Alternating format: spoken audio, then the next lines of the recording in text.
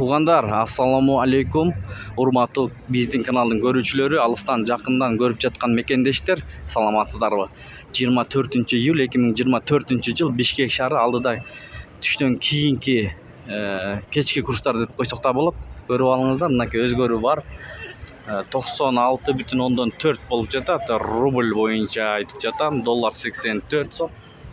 Оң тарапта подписаться кнопкасы бар, ошону басып бизге катталып кетиңиздер. Московский көчөсү бул жер, Абдрахманов көчөсү, Московский ачылыптыр Киевскийге чейин. Туугандар, мына жолдор ачылды буюрса. Дагы көргөзүп беребиз, бизден алыстабай көрүп туруңуздар. Анда кеттик. Достук, акча алмаштыруу жайында рубль боюнча өйдөрөк 96,4, сатуу 97,9, доллар 84 сом, евро 91 сом. Достор, инвест акча алмаштыруу жайында доллар 84 сом, рубль 96,3. Оор келбесе видеого лайк басып биздин каналга катталып кетиңиздер.